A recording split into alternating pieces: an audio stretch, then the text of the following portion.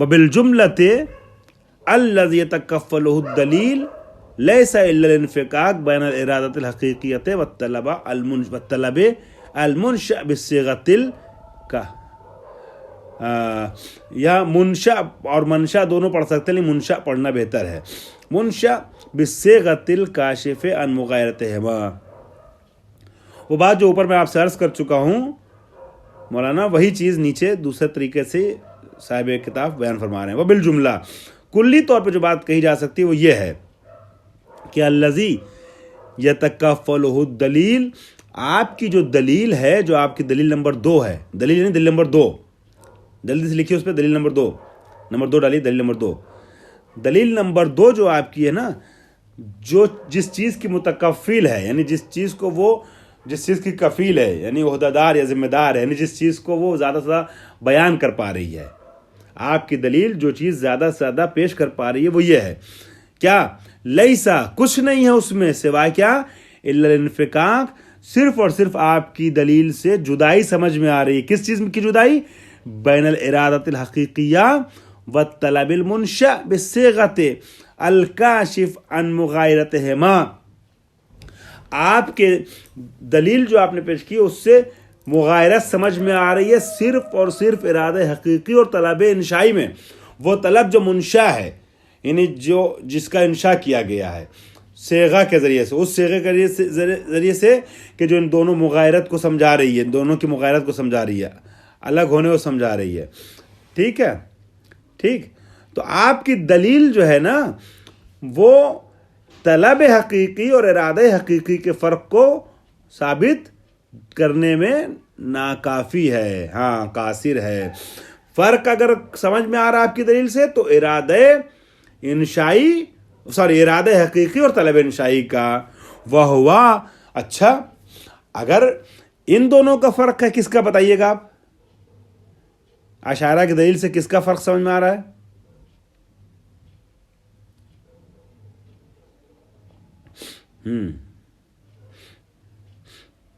ہاں، اشاعرہ کی دلیل جو ہے، اشاعرہ کی دلیل بس فرق ثابت کر رہی ہے ارادہ حقیقی اور طلب انشائی کے درمیان. ٹھیک ہے، اس سے زیادہ نہیں. اور یہ وہ چیز ہے کہ جس کا کسی کو انکار نہیں ہے. یہ جو فرق ہے مغایرت ہے، توجہ، یہ جو مغایرت ہے ارادہ حقیقی اور طلب انشائی کے درمیان، اشاعرہ صاحب اس کو تو ہم بھی مانتے ہیں، اس کو تو پوری دنیا مانتی ہے. وہ ہوا مما لا محیص عن الالتزام بہ، اور یہ وہ چیز ہے جس کو قبول کرنے کے علاوہ چارہ کسی کے پاس نہیں ہے. التزام بہ یعنی اس کو ماننا. ہاں، اس کو تو ہم سب مانتے ہیں، یہ تو کسی کے پاس کوئی چارہ نہیں کہ اس کو قبول نہ کرے. یہ تو صحیح بات ہے کہ ارادہ حقیقی اور طلب انشائی میں فرق ہے. کما عرفت، جیسا کہ آپ پہلے بھی سمجھ چکے ہیں. وَلَكِنَّهُ لَا يَزُرُّ بِدَعْوَى الاتحاد اصلاً. توجہ، طلب انشائی اور ارادہ حقیقی کے درمیان کا جو فرق ہے وہ ہمارے دعویٰ کو، ہمارے ادعا کو ذرا برابر بھی ضرر نہیں پہنچا رہا. اور ہمارا دعویٰ کیا ہے؟ اتحاد کا. کس چیز کا اتحاد؟ کون دونوں ایک ہیں؟ احسان، اتحاد طلب و ارادہ. اتحاد کے نیچے طلب و ارادہ لکھیے گا چاہیے گا. تو جو آپ نے بیان فرمایا وہی ہے کہ طلب اور ارادہ کا جو اتحاد ہے اس کے اس دعوے کے اوپر اصلاً کوئی ضرر نہیں پہنچا رہی آپ کی بات. یہ آپ کی دلیل. لمکان هذه المغایرت والانفکاک بین الطلب الحقیقی والانشائی کما لا یخفا لمکان هذه المغایرت والانفکاک بین الطلب الحقیقی والانشائی. اس کی جگہ پر کس چیز کی جگہ پر؟ کہ مغایرت پائی جائے اور جدائی پائی جائے طلب حقیقی اور انشائی کے درمیان. کما لا یخفا، جیسا کہ بات بھی مخفی نہیں ہے. بھیا آپ اس کو جانے دیے ارادہ اور طلب، خود طلب حقیقی اور طلب انشائی بھی آپس میں فرق کرتے ہیں، ہے نا. خود یہ دونوں طلب آپس میں فرق کرتے ہیں. تو جب یہ دونوں طلب آپس میں فرق کرتے ہیں، طلب حقیقی اور طلب انشائی، تو اگر ارادہ حقیقی کا طلب انشائی سے فرق ہو گیا تو کیا مسئلہ ہے؟ ہاں، تو آپ کی دلیل جو ہے وہ ہماری بات کو کاٹ نہیں رہی ہے. ثم انہ یمکن، ایک سیکنڈ ٹھہریے گا.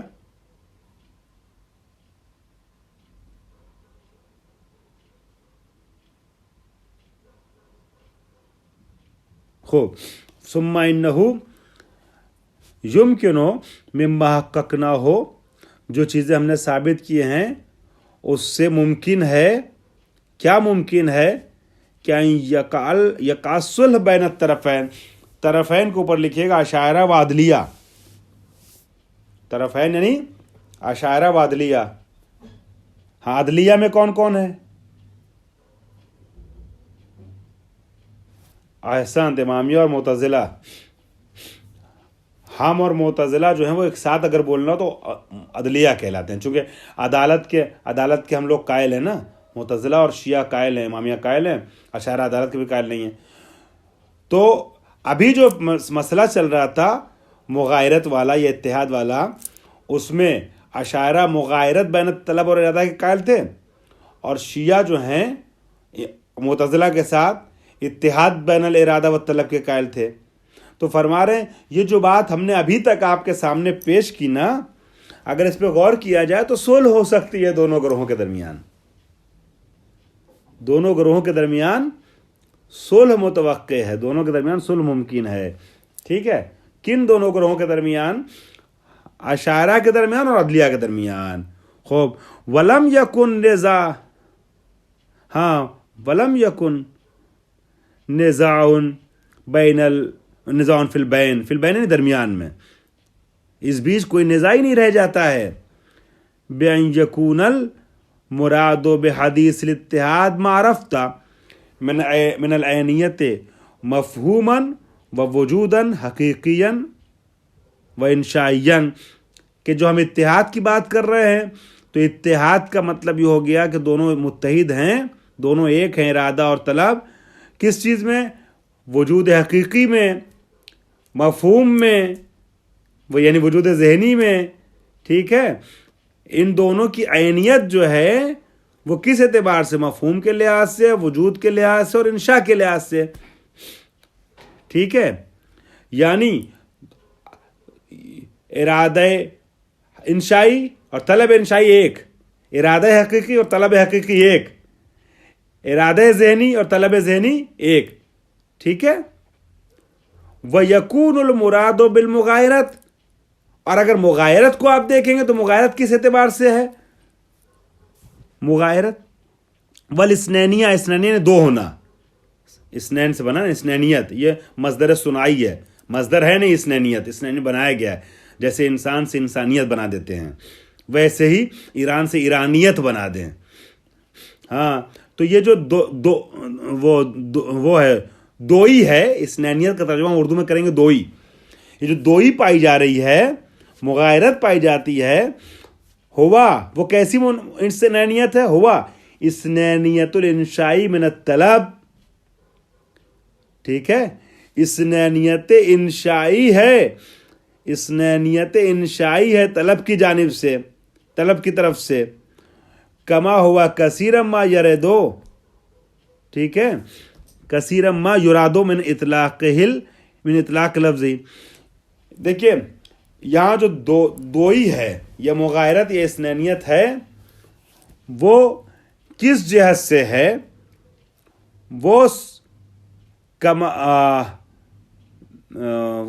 کہاں گیا؟ وَيَكُونُ الْمُرَادُ بِالْمُغَایرَت وَالْاِثْنَانِیَّۃُ هُوَ اِثْنَانِیَّۃُ الْإِنشَاءِ مِنَ الطَّلَب.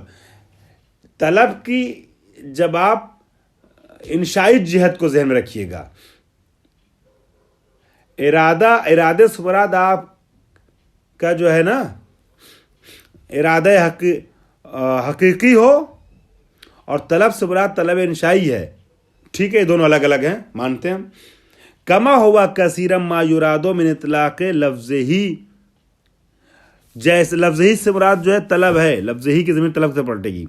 جیسا کہ اکثر یہ ہوتا ہے کہ جب لفظ طلب مطلق رہتا ہے، لفظ ہی میں جو ضمیر ہے وہ طلب کی طرف پلٹ رہی ہے.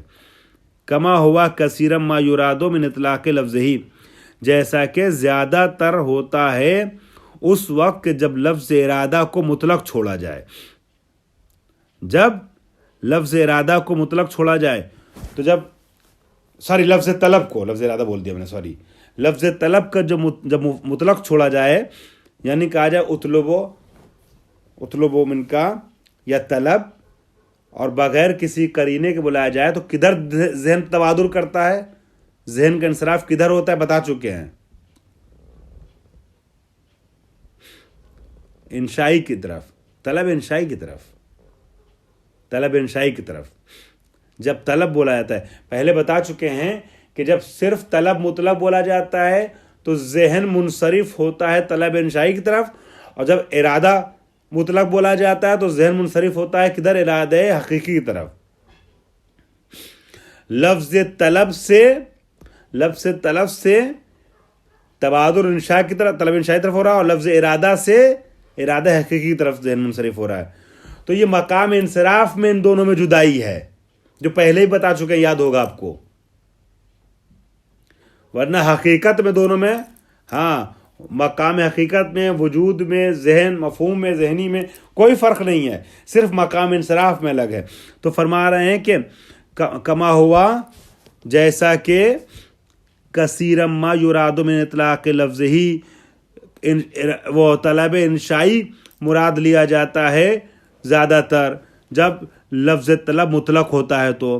والحقیقی من ارادہ، اور حقیقی مراد ہوتا ہے کہ طلب حقیقی مراد ہوتا ہے جب ارادہ مطلق بولتے ہیں تو.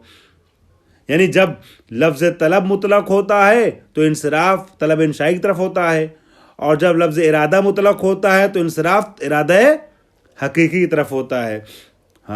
والحقیقی من الارادہ، سمجھ گئے، یعنی من اطلاق الارادہ، من اطلاق الارادہ.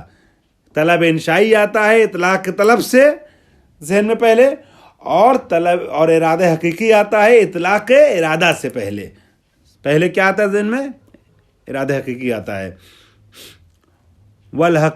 کما هو المراد غالبا منہا حین اطلاقها، جیسا کہ غالباً یہی مراد ہوتا ہے. کیا مراد ہوتا ہے؟ ارادہ حقیقی مراد ہوتا ہے. حین اطلاقها کو اوپر لکھیے گا، اطلاقها میں ہا کی ضمیر ارادے کی طرف پلٹ رہی ہے. ٹھیک ہے، کہ جب لفظ ارادہ مطلق ہوتا ہے. ٹھیک ہے، تو آپ نے دیکھا کہ جب پھر میں ریپیٹ کر رہا ہوں، جب طلب بولا جاتا ہے مطلق، ہی نہ اطلاق ہی، جب لفظ طلب مطلق ہوتا ہے تو کیا دماغ میں آتا ہے؟ کون سی طلب؟ احسان، انشائی. اور جب لفظ ارادہ مطلق ہوتا ہے تو کیا ذہن میں آتا ہے پہلے؟ ارادہ حقیقی. فَيَرْجُعُ النِّزَاعُ لَفْظِيًّا فَافْهَمْ. پر یہ جھگڑا جو ہے نا، فہمیں غور کیجئے، جھگڑا حقیقی نہیں ہے، جھگڑا ظاہری ہے، لفظی ہے. ورنہ روح مطلب میں دونوں متفق ہیں. روح مطلب میں اشاعرہ اور عدلیہ اتفاق کرتے ہیں. اگر حقیقت میں دیکھا جائے تو یہ اشاعرہ سمجھ نہیں پائے، گچا کھا کے مغالطہ کا شکار ہوئے ہیں. ہم جو بولتے ہیں اتحاد ہے طلب اور ارادے میں، تو طلب اور ارادے حقیقی مراد لیتے ہیں. ٹھیک ہے، اور یہ جو کہہ رہے ہیں مغایرت ہے، یہ مغایرت میں طلب انشائی کو ارادہ حقیقی کے سامنے لا کے کھڑا کر رہے تو کہہ رہے ہیں مغایرت پائی جاتی ہے. اور اس مغایرت کو تو حقیقت میں سبھی ایکسیپٹ کرتے ہیں. پھر جھگڑا نہیں رہ گیا اشاعرہ اور معتزلہ اور امامیہ کے درمیان. واخ دعوانا الحمدللہ رب العالمین.